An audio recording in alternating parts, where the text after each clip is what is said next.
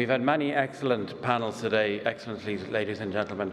I'm particularly pleased that we ended on the note of affordability because it's such a key topic. We're here to think about how efficiency can make people's lives better by making energy cleaner, more affordable, more accessible, and I'm glad we ended on that note. And it will be featuring heavily again tomorrow, and in particular I want to highlight that the IEA has been working very closely with the Government of Canada in the context of its G7 leadership, and we will publish a special report on energy affordability policies among the G7 countries tomorrow, so look out for that.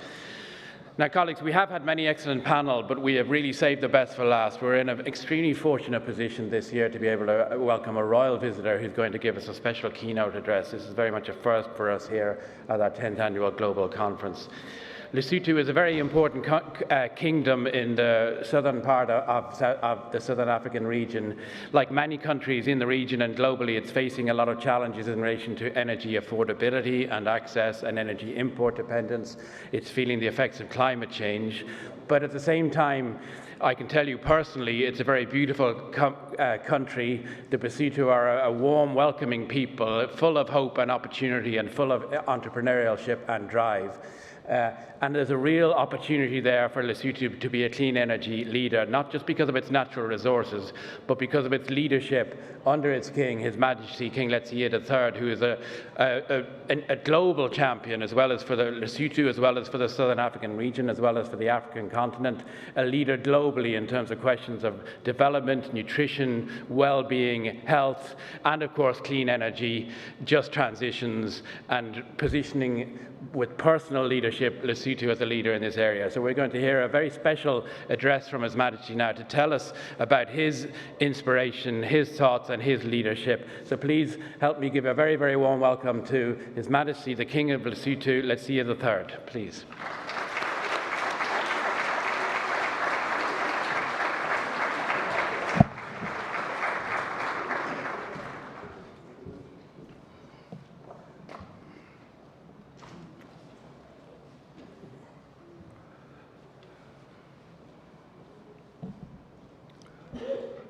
Your Excellencies,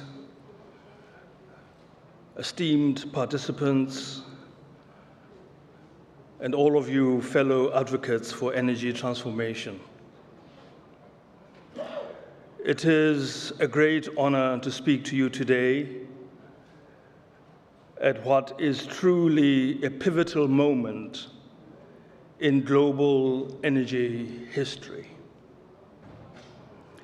As we gather for the IEA's 10th Annual Global Conference on Energy Efficiency here in Brussels, we do so with the weight of both urgency and opportunity upon us. The global energy landscape is changing, and the role of Africa within that transition is more important than ever.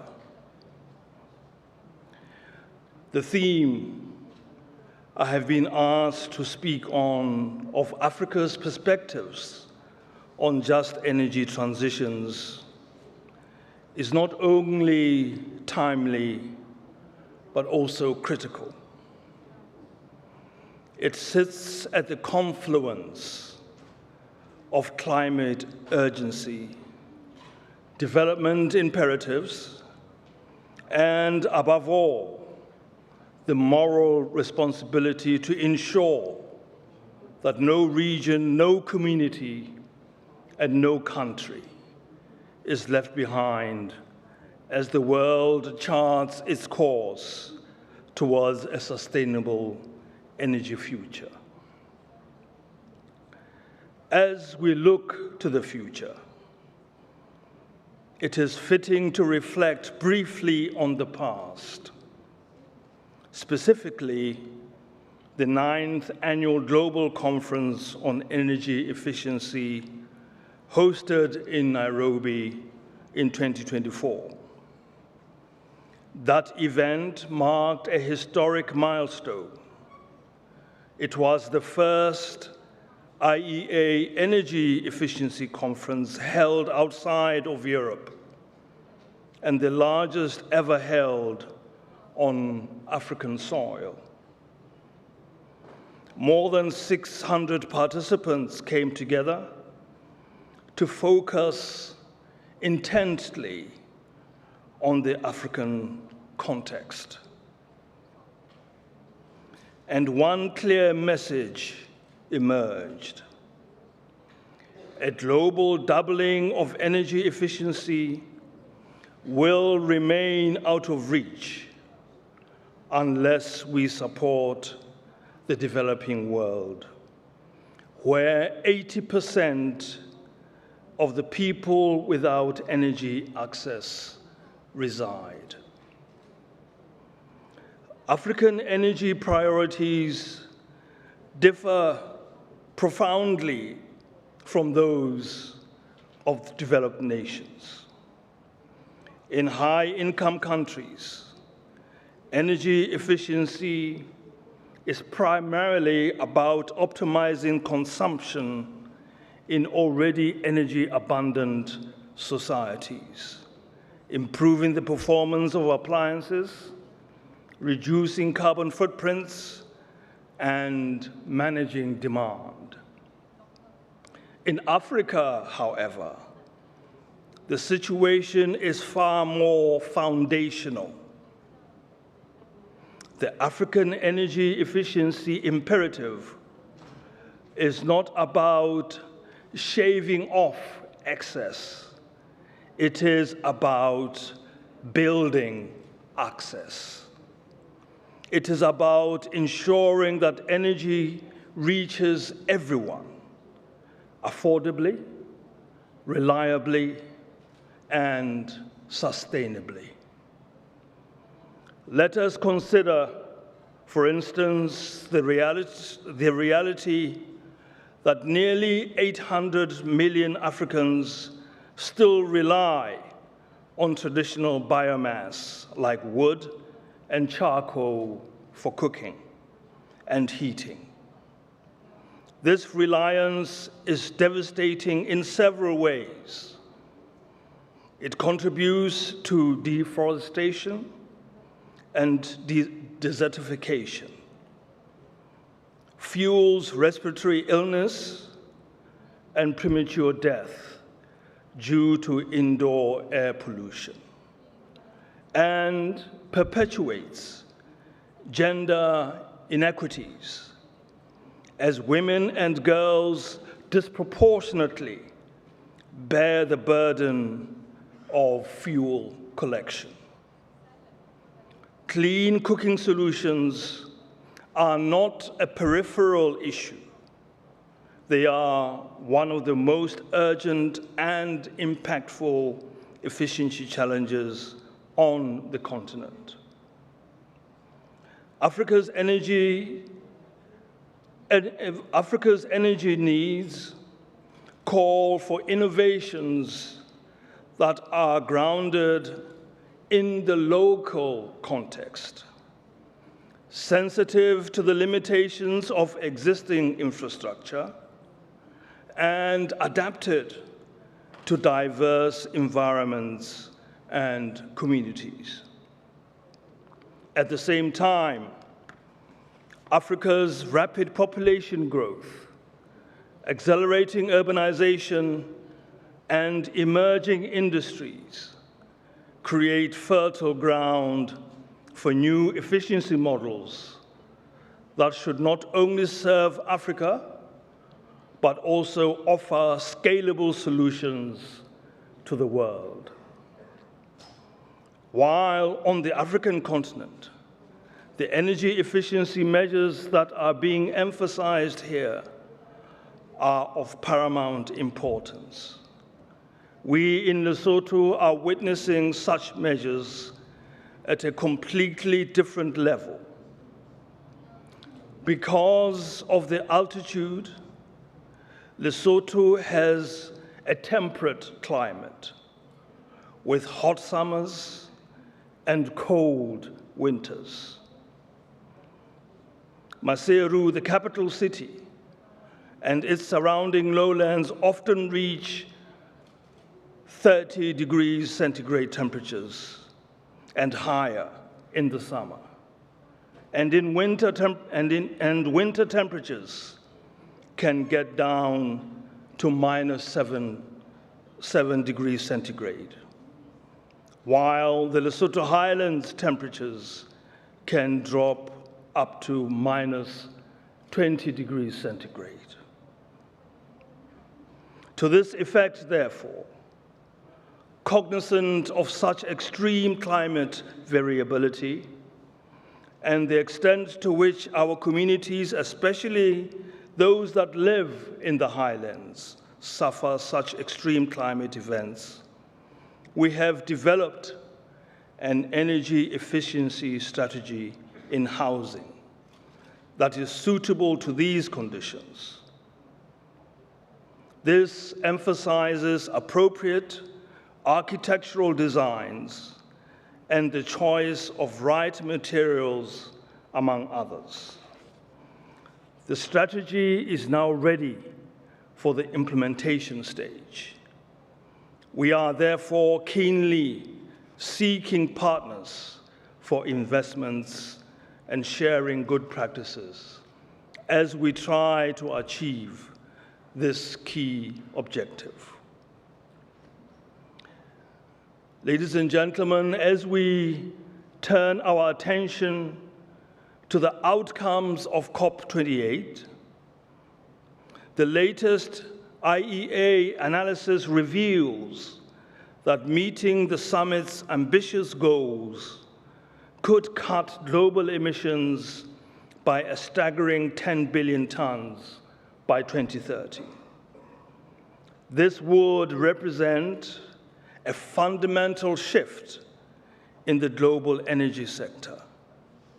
However, as Dr. Birol rightly noted, the pace of progress in energy efficiency has been disappointingly slow, especially considering its enormous potential to improve energy security, reduce costs, and lower emissions. For Africa, the goal set at COP28, tripling global renewable capacity and doubling the rate of energy efficiency improvement, must be interpreted through a distinct lens. These goals do not account for the continent's unique realities. They do not reflect the fact that nearly 600 million people in sub-Saharan Africa will still live without electricity, representing 83% of the global energy access deficit. Where energy efficiency in the global north often means reducing usage, in Africa, it must mean using limited energy as productively as possible while expanding access at an unprecedented scale. That is the heart of Africa's energy dilemma. How to meet immense, unmet demand while simultaneously aligning with the climate goals. Africa's energy intensity has improved over the past decade and a half, but the challenge remains. How do we deliver universal access without locking in high emissions? In this regard, the World Bank's Mission 300 initiative stands out as a landmark effort. Mission 300 aims to connect 300 million people to electricity across sub-Saharan Africa by 2030, a bold, necessary step forward. Of these, the World Bank Group will facilitate connections for 250 million, and the African Development Bank for another 50 million. The recent Africa Energy Summit in Dar es Salaam was a turning point, with 12 countries presenting national energy compacts that lay out tangible policy commitments and reforms. These compacts are not just technical documents. They represent each country's blueprint for national development and energy transformation. Lesotho, my own country, is preparing its own compact and will join this mission proudly. At the heart of African perspectives on just energy transition are three dimensions of justice: restorative, distributive, and procedural. Restorative justice calls on developed countries to fulfill their climate finance obligations. Distributive justice demands that the benefits of the transitions be shared fairly. And procedural justice insists on meaningful African participation in shaping the decisions that will define our future. In Lesotho, we are acting on these principles. We have launched the His Majesty King Letsie III Just Energy Transition Fund to transform our economy from one historically reliant on migrant labor in South African mines to one rooted in the export of renewable energy. As a least developed landlocked country, we are not waiting to be rescued. We are using every available resource to catalyze this transition. Our private sector is stepping up to support government objectives. We are building the systems ourselves and contributing proudly to the global IEA community. But we must also acknowledge the vast financial challenge before us. Africa requires $2.5 trillion by 2030 to meet its nationally determined contributions, yet faces an 88% financing shortfall. Much of the climate finance offered comes in the form of debt, not grants. It often fails to value Africa's existing assets or consider our developmental priorities. Furthermore, Africa's emissions picture is distinct. Over half of our emissions come not from energy, but from land use, deforestation, agriculture, and land clearing. A just transition for Africa must therefore extend beyond the energy sector to include reforestation, smart agriculture, and sustainable land management practices. Still, the opportunities ahead are vast. Africa holds nearly 60% of the world's best solar energy resources.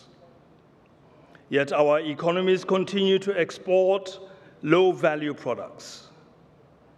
The clean energy transition offers a chance to reverse this dynamic through local manufacturing, skills development, and industrialization. In Lesotho, we are prioritizing all three. We must not let capability gaps in technology, finance, or skills limit our potential. Digital technologies are also playing a transformative role, driving efficiency, enabling smart consumption, and empowering entrepreneurs. Social enterprises are already pioneering solutions that meet local energy needs while delivering broad social impact. The success of platforms like mobile money and African innovation shows how technology can bridge the last mile of access and efficiency. However, technology transfer must be matched with appropriate financing. Africa remains trapped in an outdated global financial architecture, one that imposes unsustainable debt burdens and fosters dependency.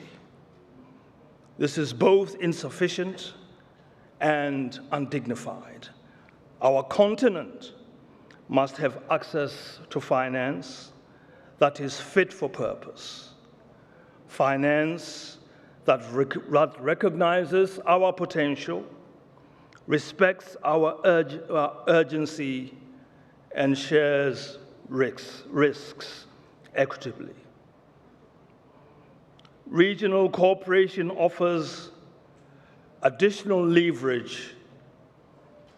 Initiatives like the Southern African Power Pool and West African Power Pool illustrate how integrated energy markets can enhance efficiency, reliability, and affordability.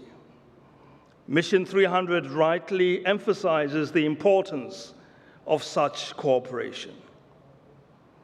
Cross-border energy trade, enabled by infrastructure and regulatory alignment, can help optimize resource use and reduce inefficiencies. Equally vital are African entrepreneurs who are creating ground-up solutions to our energy challenges. Their innovations are not merely incremental, they are transformational. Whether through efficient cook stoves, community microgrids, or mobile-based energy services, these homegrown efforts must be nurtured through education, policy support, and capital investment. And speaking of human capital, let me stress, no energy transition can succeed without skilled people. We must build the capabilities of our engineers, technicians, researchers, and policymakers. African universities are already developing context-appropriate technologies. Now we must expand technical and vocational education to include renewable energy systems, energy management, and integrated efficiency planning. These programs should be interdisciplinary, merging technical knowledge with social, environmental, and economic awareness. Effective policies must do more than set targets. They must support action. Regulatory frameworks must be realistic, locally informed, and accompanied by resources for enforcement and compliance.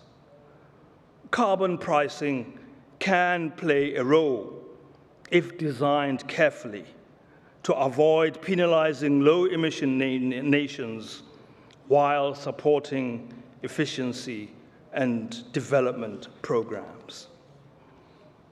Finally, let us not forget the central role of women.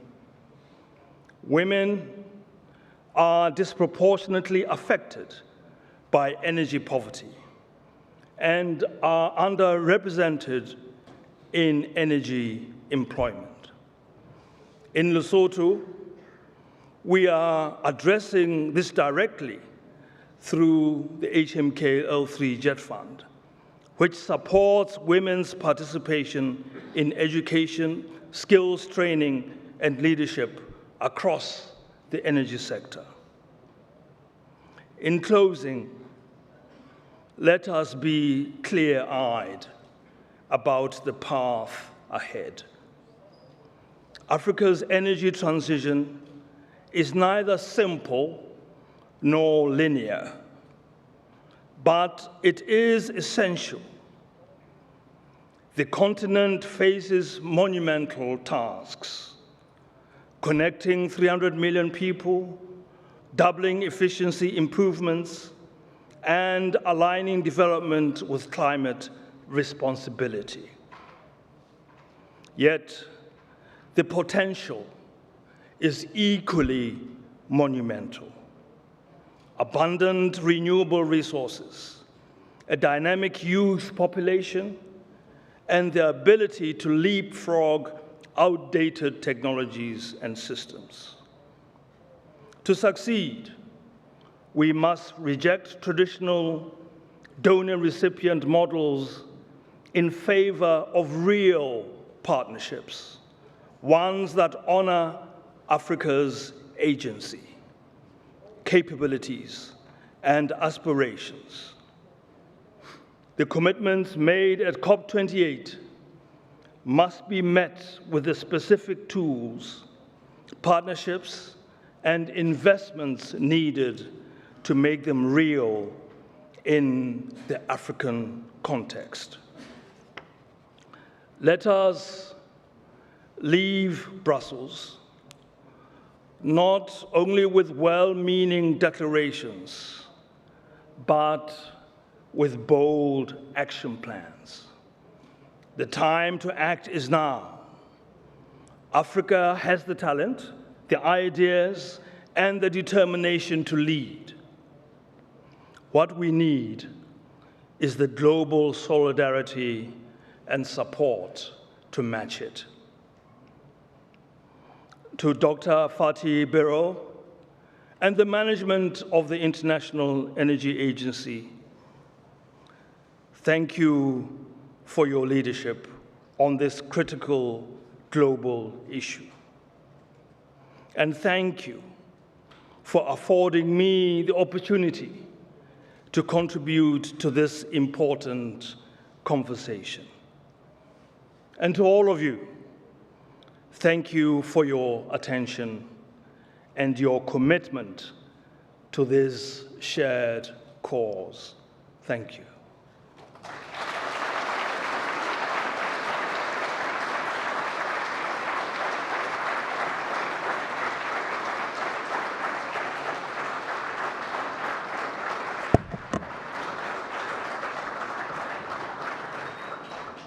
Thank you very much indeed, Gyalabor, Your Majesty Morena, King Letsie III. It's been a great privilege and honour for us to really end on this high note today. You reminded us that energy efficiency and clean energy, these are not abstract things. They're about people's lives, their well-being, their health, and their very survival. And you brought in such important dimensions as skills, youth, and of course women, and I'm delighted that you highlighted these issues. But also you brought this focus at the end of this day to Africa as it should be, and the key issues that Africa faces, but also the key opportunities that Africa represents and the key optimism that Africa represents for the future. And we all heard the leadership that Lesotho will play and the invitation for everybody here to engage and support. And thank you again for your personal leadership in Lesotho, in the region and globally. It's been a great privilege to have you here. Maybe we could give one more round of applause for His Majesty.